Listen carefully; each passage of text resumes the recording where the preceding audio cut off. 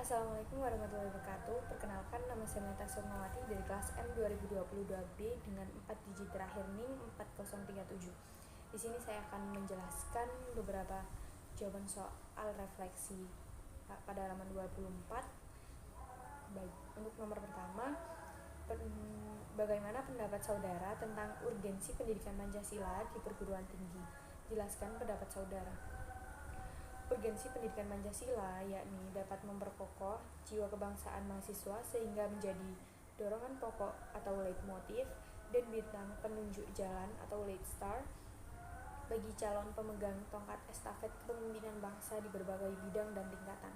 Selain itu, agar calon pemegang tongkat estafet kepemimpinan bangsa tidak mudah terpengaruh oleh pemahaman asing yang dapat mendorong untuk tidak dijalankannya nilai-nilai Pancasila. 2. Menurut pendapat saudara, metode pembelajaran yang bagaimana yang cocok dalam pembelajaran pendidikan Pancasila di perguruan tinggi? Pengajar mata kuliah pendidikan Pancasila telah mengarahkan kepada cara mahasiswa belajar aktif, penyampaian materi dalam bentuk kasus sesuai dengan materi yang akan disampaikan, sehingga menimbulkan proses belajar dua arah dan penyampaian pendapat mahasiswa terhadap suatu kasus tertentu. Yang ketiga, berbagai masalah-masalah yang dihadapi bangsa Indonesia seperti korupsi, narkoba, dekadensi moral, dan lain-lain menunjukkan bahwa nilai-nilai Pancasila belum dilaksanakan dengan baik dalam kehidupan bermasyarakat, berbangsa, dan bernegara. Bagaimana pendapat saudara upaya yang bisa dilakukan sebagai generasi muda dan generasi penerus bangsa terhadap permasalahan tersebut? Upaya pertama, menggunakan Pancasila untuk rambu normatif guna mengatur kehidupan berbangsa dan bernegara. Dengan demikian, pelanggaran dalam kehidupan bernegara dapat diminimalkan. Upaya kedua, menguatkan tatanan nilai moral dalam kehidupan bangsa Indonesia dengan menerapkan Pancasila sebagai sistem etika sejak dini, terutama dalam membentuk karakter di sekolah atau lembaga pendidikan. Sekian yang dapat saya sampaikan. Untuk soal selanjutnya akan dijelaskan oleh teman saya yakni Siti. Assalamualaikum warahmatullahi wabarakatuh. Sebelumnya perkenalkan, saya Siti Nurrahma dari kelas M 2022B dengan nomor induk mahasiswa 2203021441.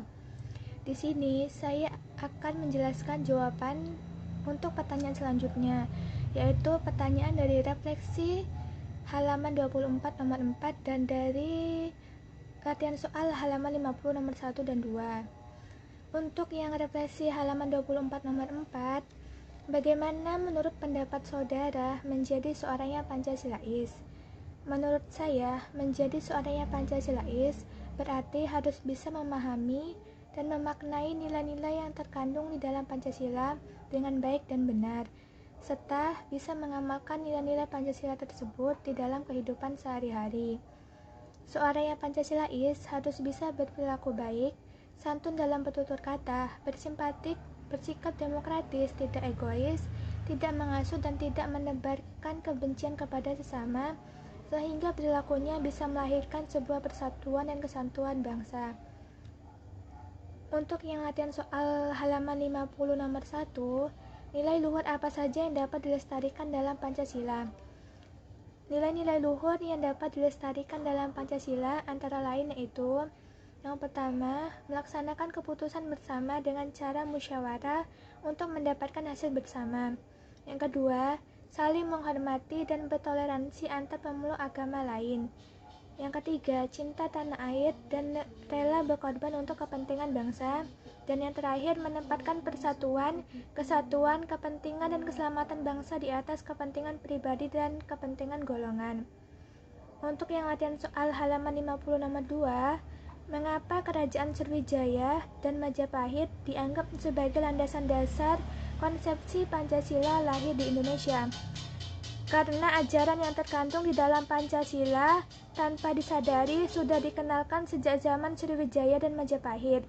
Pada waktu itu, unsur-unsur atau sila-sila yang terdapat di dalam Pancasila tanpa disadari telah terwujud sebagai asal yang menjiwai dan sudah dilaksanakan oleh bangsa Indonesia pada masa Kerajaan Sriwijaya dan Majapahit. Walaupun pada waktu itu Pancasila masih belum dirumuskan secara konkret. Sekian penjelasan jawaban dari saya. Untuk jawaban selanjutnya akan disampaikan oleh teman saya, Mona Triwulandari. Kepada Mona dipersilakan. Assalamualaikum warahmatullahi wabarakatuh. Sebelumnya perkenalkan, saya Mona Triwulandari dari kelas M 2022B dengan 3 digit NIM terakhir 046. Di sini saya akan menjelaskan jawaban dari refleksi halaman 50 nomor 3 dan 4.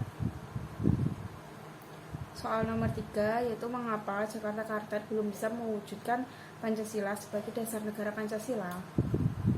Karena pada sila pertama dari Jakarta Kartad hanya berfokus pada syariat Islam.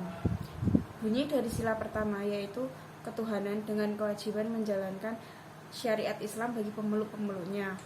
Hal itu menjadi perdebatan antara kalangan nasionalis Islam dan kalangan dari timur. Karena kalangan dari timur mayoritas bukan Islam, maka dari itu Jakarta Kartad belum bisa mewujudkan Pancasila sebagai dasar negara Pancasila. Yang keempat, berilah bukti bahwa tanggal 1 Juni disahkan sebagai hari lahir Pancasila. Istilah Pancasila baru diperkenalkan oleh Soekarno dalam pidatonya tanggal 1 Juni tahun 1945. Draft rumusan Pancasila ini masih ada berkelanjutan menjadi Jakarta Kartad pada 22 Juni 1945 dan penetapan Undang-Undang Dasar Negara Kesatuan Republik Indonesia tahun 1945 serta finalisasi Pancasila pada 18 Agustus tahun 1945 yang merupakan satu kesatuan proses lahirnya Pancasila sebagai dasar negara. Hal ini menjadikan hari lahir Pancasila setiap 1 Juni ditetapkan dalam Perpres nomor 24 tahun 2016 tentang hari lahir Pancasila. Assalamualaikum warahmatullahi wabarakatuh. Perkenalkan, nama saya Sylvia Eka Oktaviana dengan nomor NIM 4 digit terakhir 4047. Saya di sini akan melanjutkan presentasi kelompok saya.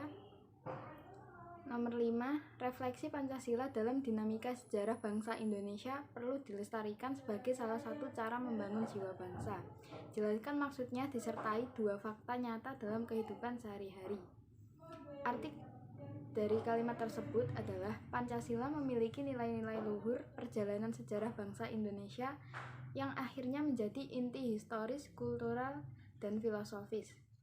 Fakta nyata dalam kehidupan sehari-hari contohnya tercermin dalam sila keempat yang penerapannya seperti musyawarah untuk memperoleh keputusan bersama, mengedepankan keadilan, dan bermusyawarah untuk mencapai mufakat. Untuk contoh yang kedua, dalam sila kelima penerapannya adalah mengedepankan sikap adil kepada sesama manusia serta melaksanakan kewajiban dan menghormati hak orang lain. Selanjutnya pada halaman 70 nomor 1, apa yang akan terjadi dalam kehidupan jika tidak ada filsafat? Dalam arti pemikiran yang mendalam, mendasar, dan menyeluruh. Yang akan terjadi jika tidak ada filsafat adalah 1. Kehidupan menjadi tidak selaras dan berantakan karena tidak memiliki pedoman. 2. Persatuan dan kesatuan menjadi semakin lemah. 3. Munculnya berbagai macam perselisihan dan konflik. Nomor 2. Apakah yang mungkin terjadi jika Indonesia tidak memiliki Pancasila? Menurut hasil diskusi kelompok saya, apabila Indonesia tidak memiliki Pancasila sebagai dasar negara, dikhawatirkan negara ini akan kacau dan kesulitan dalam menyelenggarakan pemerintahan. Selain itu, konflik juga akan sering terjadi dan persatuan serta kesatuan bangsa Indonesia menjadi terancam atau bahkan hancur. Sekian dari saya, akan dilanjutkan oleh rekan saya, yaitu Nazla. Assalamualaikum warahmatullahi wabarakatuh. Perkenalkan, nama saya Nazla Zulfa Dayan Waduda dari kelas M 2022B dengan NIM 22030214048. Saya akan menuliskan jawaban dari teman saya, yaitu refleksi halaman 70 nomor 3 dan 4. Nomor 3, apakah yang akan terjadi jika dalam kehidupan bermasyarakat, berbangsa, atau bernegara tidak adanya nilai yang disepakati dan dijunjung tinggi secara bersama-sama? Maka kehidupan bermasyarakat akan terganggu karena jika negara yang didirikan tidak didasarkan pada nilai-nilai yang telah disepakati dan dengan tujuan yang tidak jelas, maka apa yang kita kerjakan akan sia-sia. Karena hal itu akan berjalan tanpa arah dan tanpa landasan yang kokoh. Yang keempat adalah apa yang akan terjadi jika dalam suatu kehidupan bermasyarakat, berbangsa, atau bernegara tidak adanya norma. Maka akan terjadi kekacauan di mana masyarakat tidak memiliki aturan yang mengaturnya dan tidak memiliki kendali dalam bertindak sehingga terjadinya kebebasan dalam berperilaku dan akan sewenang-wenang. Maka dari itu perlu adanya norma yang harus disepakati dan dilakukan agar kehidupan bermasyarakat dapat berjalan dengan tentram, damai, dan saling menghargai. Sekian itu saja dari kami, kurang lebihnya mohon maaf. Wassalamualaikum warahmatullahi wabarakatuh.